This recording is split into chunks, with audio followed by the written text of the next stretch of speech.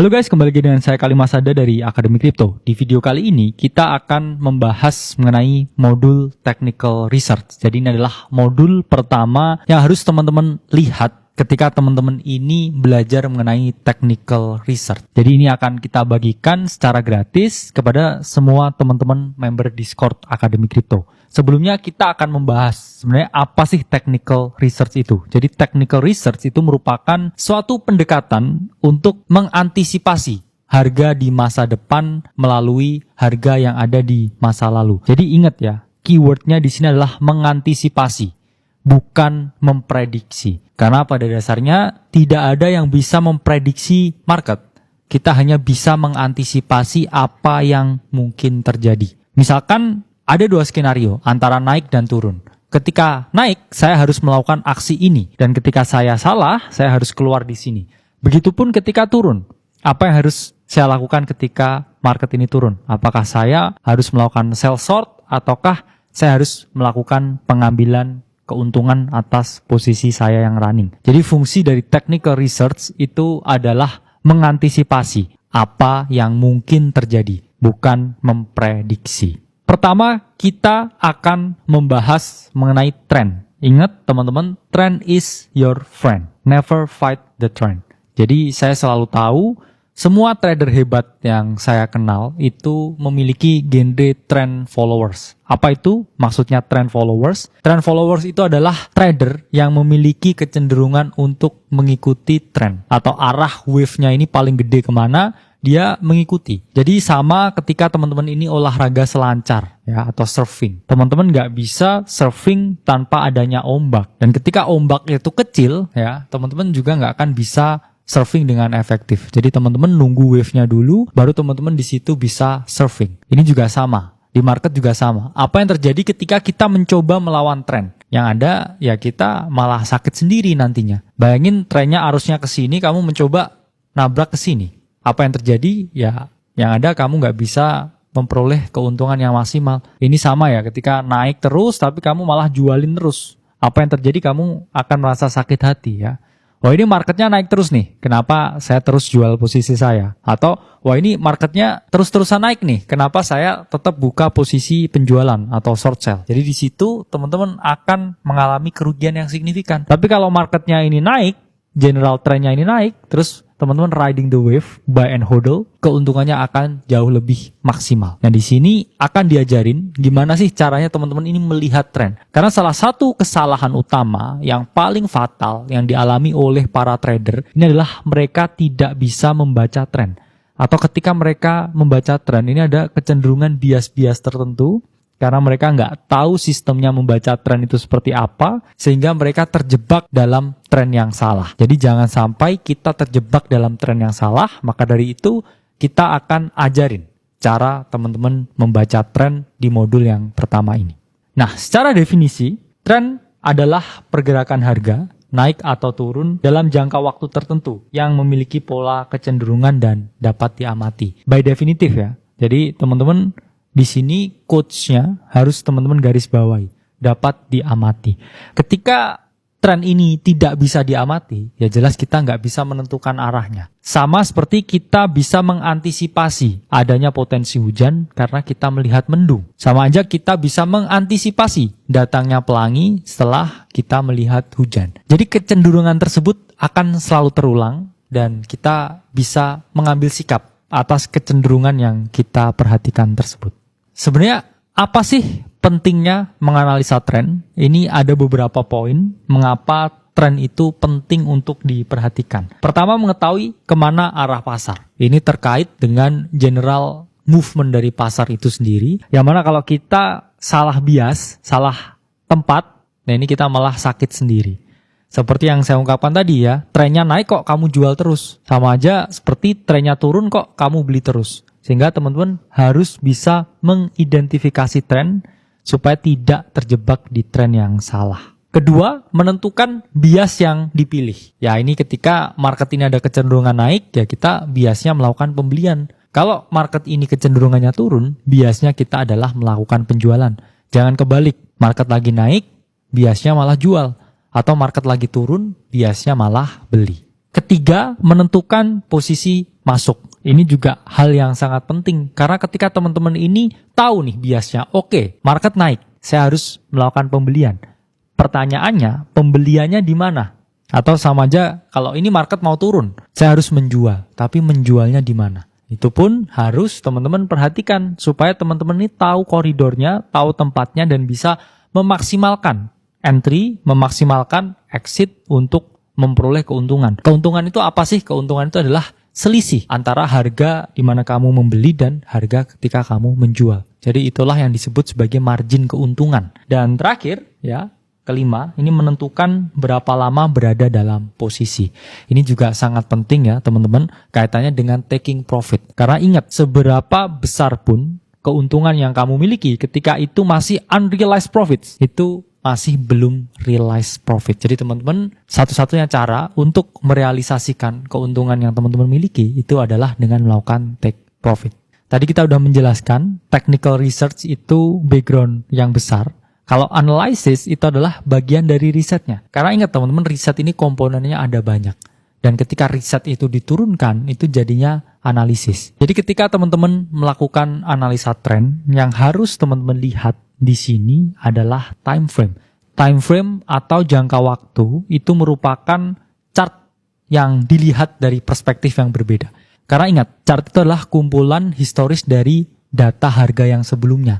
Dan dengan kita menentukan time frame, ini kita mau melihat chart ini dalam perspektif apa? Kalau misalkan saya mau melihat ini dalam perspektif mingguan, berarti disajikan chart mingguan. Kalau saya mau melihat perspektif dari bulanan, disajikan chart bulanan. Kalau saya pengen melihatnya dari perspektif chart 5 menit, ya ini saya disajikan chart 5 menit. Jadi ini sangat penting. Karena apa? Karena ketika kita nggak bisa menentukan time frame, kita juga nggak bisa melihat secara keseluruhan. Karena semakin besar time frame, ini semakin jauh pula kita bisa melihat ke depan. Sama aja, Monas itu terlihat lebih jelas ketika teman-teman ini melihatnya di gedung yang lebih tinggi. Tapi kalau teman-teman lihat Monas di bawah parkiran, ya itu mungkin juga kurang jelas. Atau melihat Monas yang lebih parah mungkin di bawah basement, malah nggak kelihatan sama sekali. Itulah pentingnya selalu menggunakan time frame yang lebih besar, supaya teman-teman bisa melihat secara holistik. Dari sini bisa dipahami.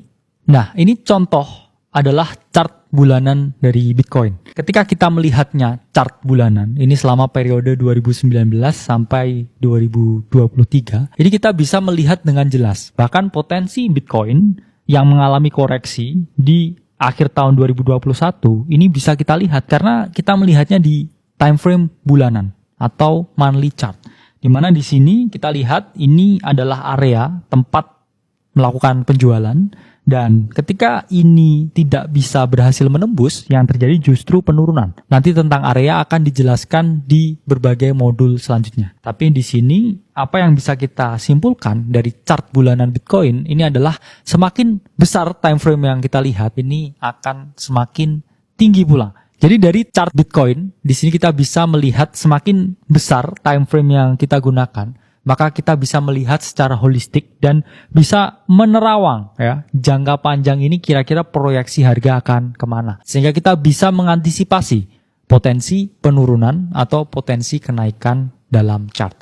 Saya selalu menyarankan teman-teman ini kalau mau melihat the bigger picture, ini selalu lihat monthly chart. Jangan sampai kayak gini, saya mau lihat the bigger picture, saya mau jadi investor, tapi lihatnya chart 1 jam. Itu tidak relevan, karena Warren Buffett juga tidak berinvestasi pada sesuatu untuk kemudian dijual lagi 4 jam kemudian. Jadi nggak ada alasan kamu melihat chart 1 jam. At least harus 1 bulan, 1 minggu, 1 hari, untuk bisa menentukan potensi jangka panjang ini arahnya kemana. Nah, ini chart mingguan Bitcoin selama Januari sampai September 2023. Ingat teman-teman, karena ini time frame-nya dikecilkan dari bulanan ke mingguan. Apa yang bisa teman-teman lihat di sini? Teman-teman bisa melihat semakin banyak candlestick atau informasi yang disajikan di sini. Tadi bulanan nggak terlalu banyak, tapi ketika diturunkan time frame-nya ke weekly, ini kita bisa melihat banyak candle. Karena di sini yang harus teman-teman lihat, satu candle ini bernilai 1 minggu. Jadi ketika tadi ada candle 1 bulan, itu adalah 4 candle weekly jadi 1. Oke, jadi bisa dipahami ya. Ini mewakili 7 hari. karena ini 1 minggu. Kalau 1 bulan, ya ini adalah candle 1, 2, 3, 4. Ini masuknya candle 1 bulan. Karena dalam 1 bulan itu ada 4 minggu. Jadi time frame itu sangat mempengaruhi jumlah candlestick yang bisa teman-teman lihat.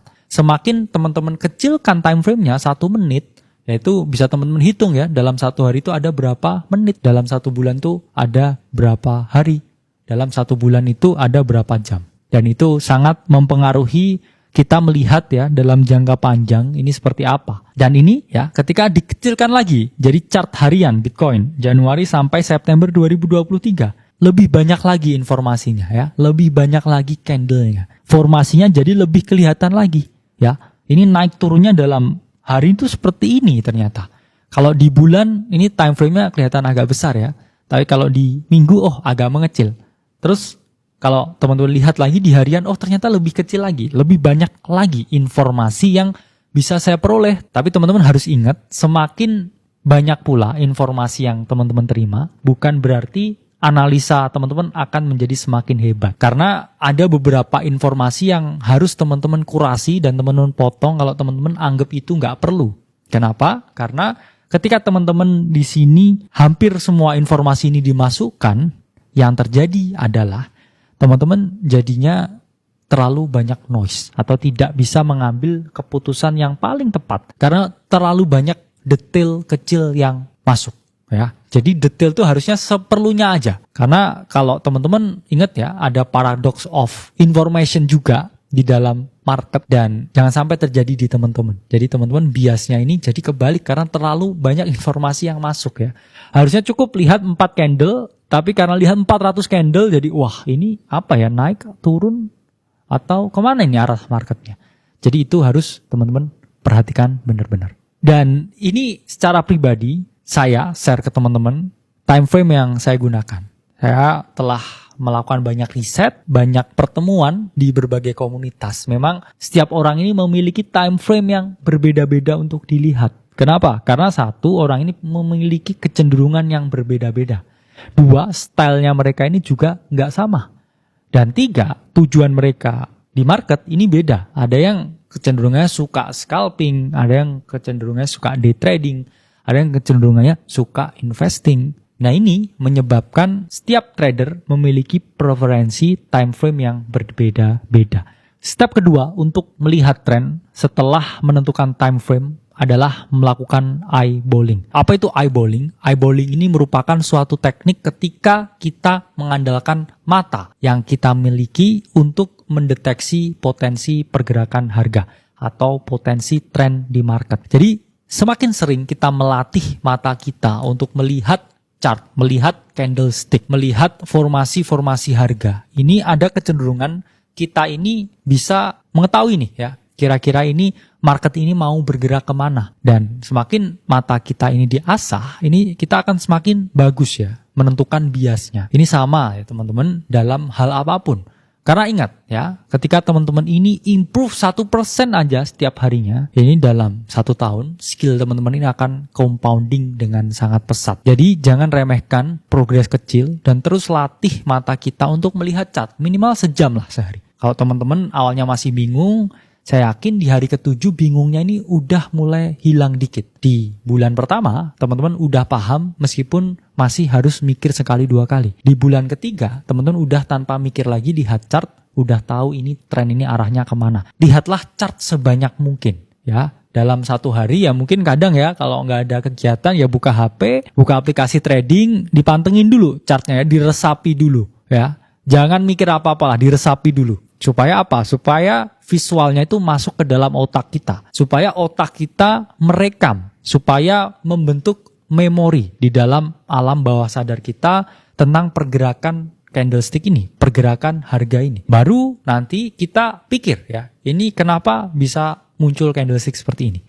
Ya, jadi eyeballing ini sangat penting. Ya, ketika teman-teman ini mau melakukan analisa tren. Nah ini sebelumnya ya saya ungkapkan. Cara teman-teman ini untuk melatih teknik eyeballingnya. Sejam ya, minimal sehari ini harus charting. Harus cobalah ya, lihat-lihat dulu ya, ditarik-tarik dulu ya garisnya.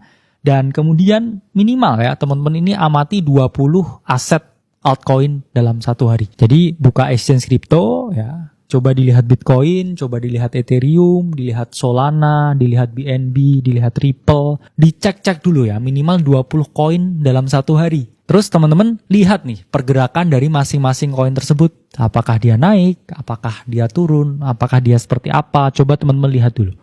Ya, teman-teman resapi dulu, baru nanti memori itu akan tertransformasi ke otak untuk otak ini memberikan sinyal ya. Oh ini ternyata seperti ini. Oh ini ternyata seperti ini. Karena ingat teman-teman kalau belajar teori dulu tapi nggak pernah pengamatan sama sekali, otak kita itu tidak akan bisa terangsang dengan baik.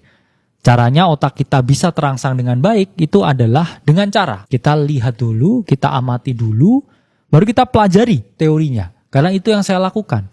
Kalau saya baca dulu teorinya, ya saya nggak akan tahu. Karena manusia itu adalah makhluk visual. Kalau kita lihat, oh visualisasinya seperti ini. Baru kita berpikir, ini apa sih? Oh ini ternyata candle. Oh ini apa sih? Oh ini ternyata time frame. Oh ini apa sih? Oh ini ternyata trend line. Itu akan jauh lebih bagus proses belajarnya. Karena apa? Karena visualisasi yang diberikan ke otak kita, akhirnya kita transformasikan ke dalam suatu pendekatan-pendekatan tertentu. Ya, jadi teman-teman harus lihat dulu visualnya, setelah itu baru teman-teman pelajari teorinya. Jangan kebalik. Dan ketiga, saya sarankan nggak hanya dilihat-lihat ya, tapi cobalah dioret-oret chartnya. Kemudian dicatat, kemudian diamati, kira-kira koin ini memiliki kecenderungan seperti ini ketika dibandingkan dengan koin yang ini. Oh ternyata koin yang ini memiliki kecenderungan seperti ini bila dibandingkan dengan koin yang lain lagi. Ketika teman-teman udah melalui proses eyeballing dan belajar seperti ini, saya yakin 1% tiap hari ini akan compounding skill teman-teman. Jadi saya yakin 1 bulan pertama jadi lebih bagus ya, 3 bulan udah jago banget ya, terus mungkin di 1 tahun pertama udah jadi trader yang profitable.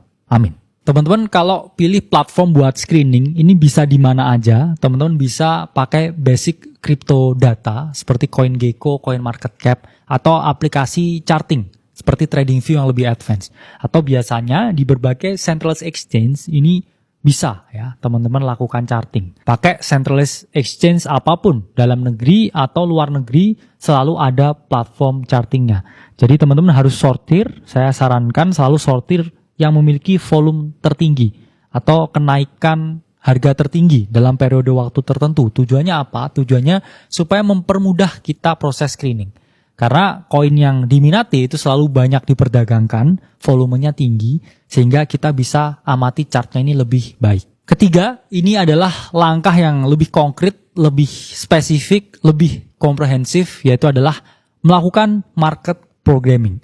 Sama seperti teman-teman ini ngoding ya, selalu ada programnya, selalu ada bahasa pemrograman tertentu. Sama juga di market, kita akan ajari dari yang paling dasar. Supaya teman-teman ini bisa memprogram marketnya, melihat ini kecenderungannya seperti apa secara komprehensif. Jadi nggak ada ya yang namanya subjektif. Kalau subjektif, oh ini kira-kira naik nih, oh ini kira-kira turun. Itu yang bisa teman-teman lakukan ketika teman-teman ini melakukan yang namanya eyeballing. Tapi ketika teman-teman ini melakukan market programming, ini sifatnya fix atau sifatnya ini pasti. Jadi gimana cara melakukan market programming?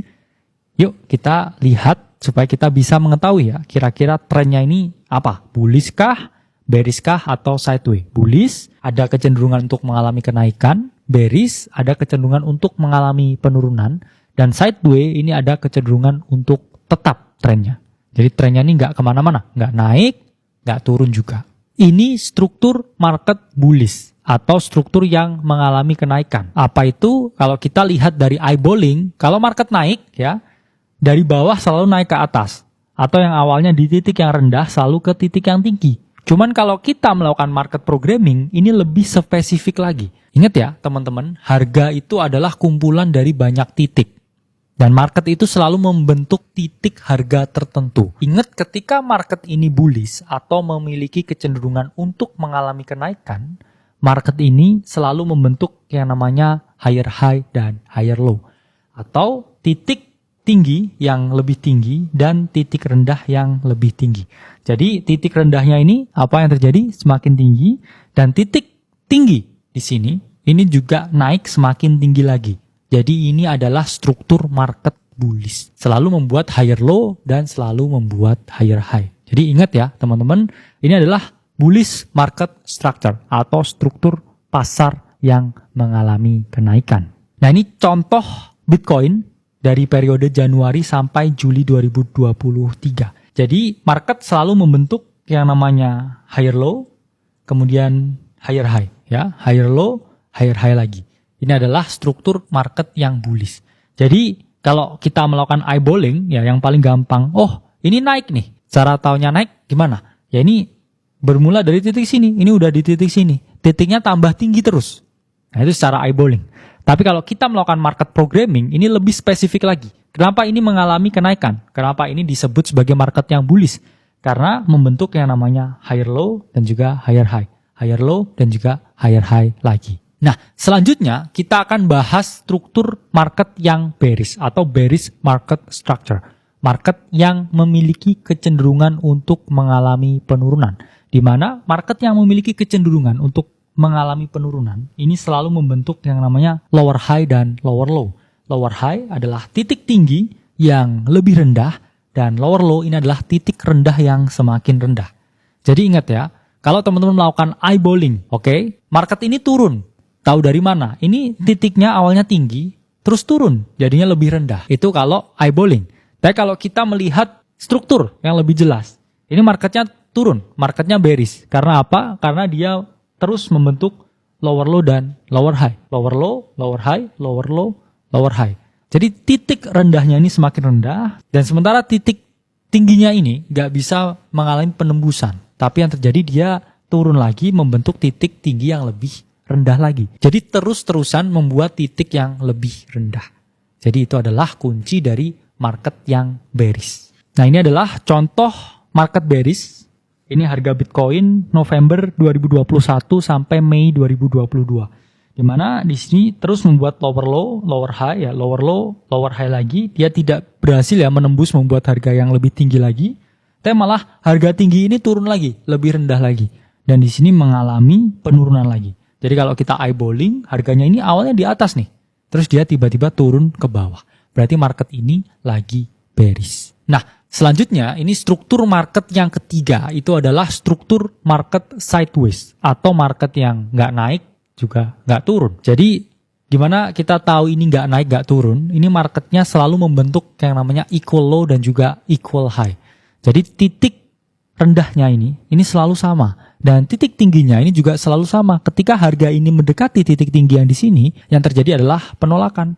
Tapi ketika harga mendekati titik low yang di sini, harga juga mengalami pemantulan.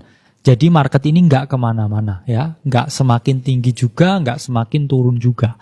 Tetap di situ aja. Dan ini contoh sideways market dari Bitcoin. Ini time frame H4 15 Februari 2022, di mana di sini membuat yang nama equal low ya dan membuat equal high.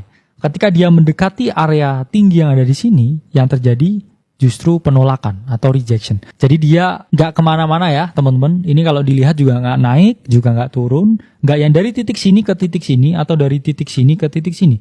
Yang ada dia hanya melakukan sideways atau tren harga yang nggak naik kemana-mana. Step keempat untuk melakukan analisa tren ini adalah dengan cara menggambar trend line. Namanya aja tren. Untuk mengetahui tren kita bisa menggambar trend line. Tren adalah tren kecenderungan, line adalah garis. Jadi trend line ini adalah garis tren atau garis kecenderungan harga. Ingat saya sudah menjelaskan sebelumnya, market itu adalah tempat berkumpulnya titik harga. Sementara ketika kita menggambar trend line, ini kita bisa menghubungkan dua titik harga yang berbeda untuk melihat kecenderungan. Apakah market ini naik atau market ini turun.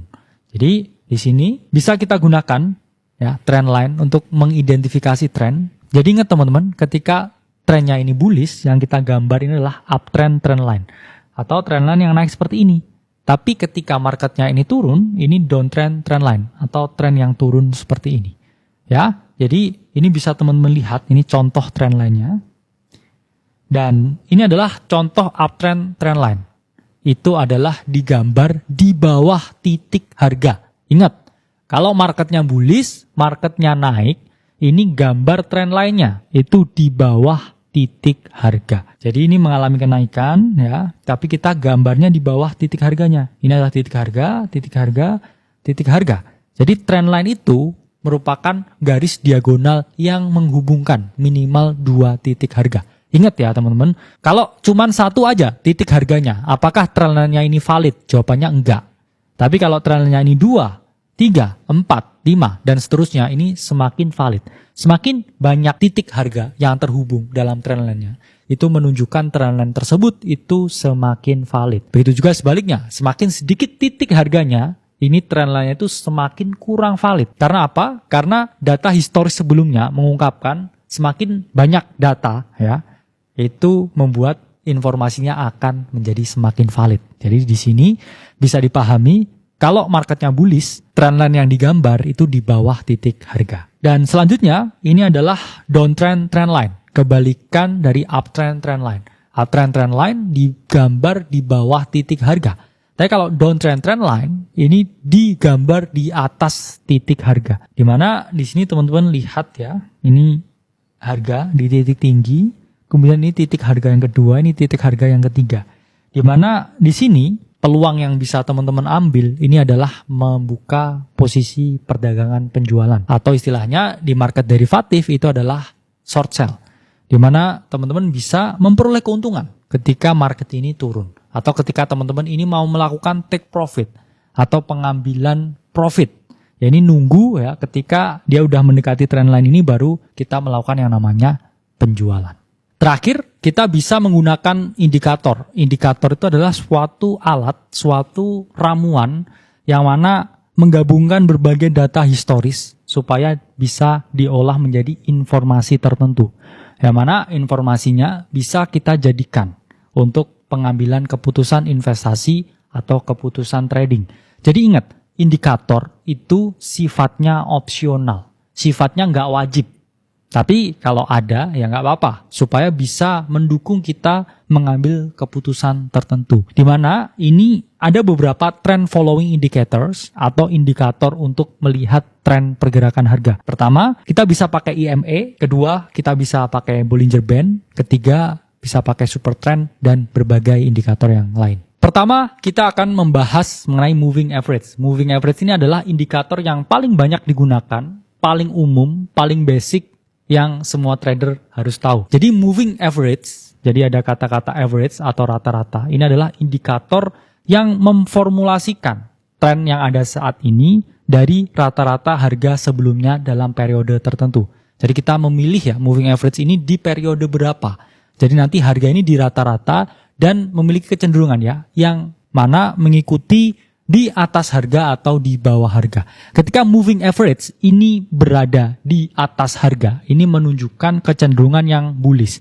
Karena apa? Karena rata-rata harga sebelumnya itu ada di bawah harga yang ada saat ini. Jadi bisa dipahami ya, karena dia ada di bawah saat ini, berarti harga sekarang dianggap lebih tinggi.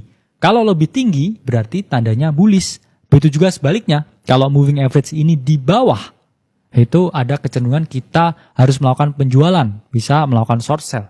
Kenapa? Karena kita melihat potensi harga ini terus mengalami penurunan. Jadi kalau harga ini ada di atas ya, ini teman-teman biasnya kecenderungannya adalah long only, buy only, beli. Karena apa? Karena harga ini ada di atas moving average-nya. Baru ketika ini ada reversal atau harga ini menembus moving average-nya, ini menunjukkan potensi turun. Dan ketika di sini kita melakukan penjualan, kita bisa membuka posisi short sell juga.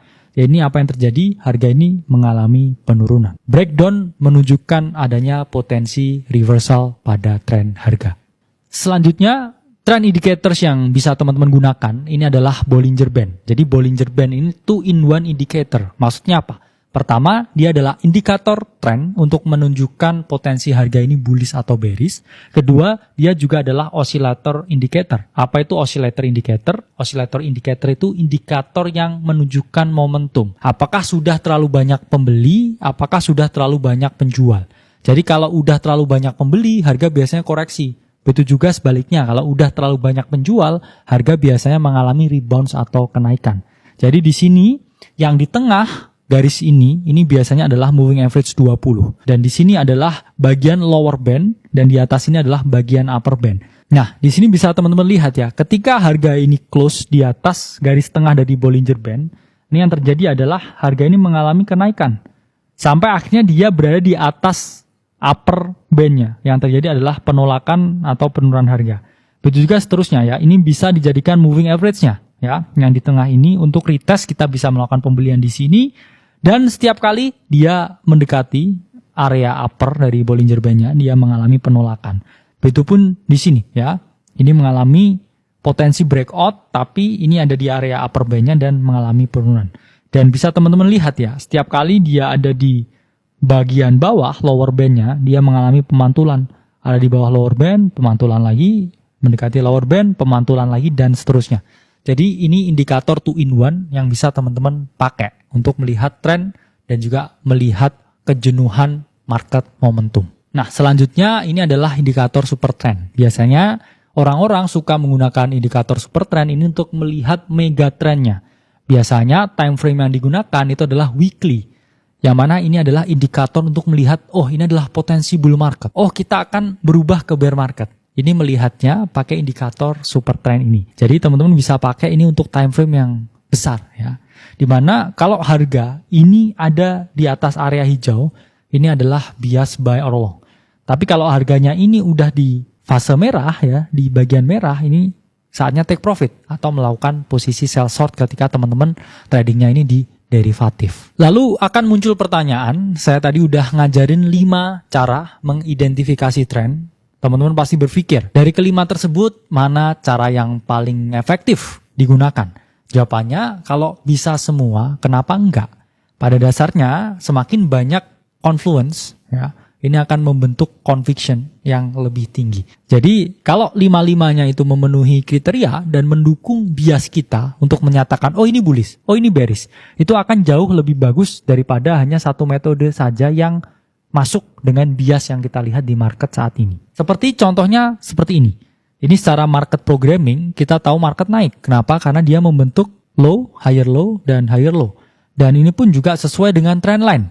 Ya, garis trend line-nya ini dipatuhi 2 kali, berarti ada peluang dipatuhi yang ketiga kalinya.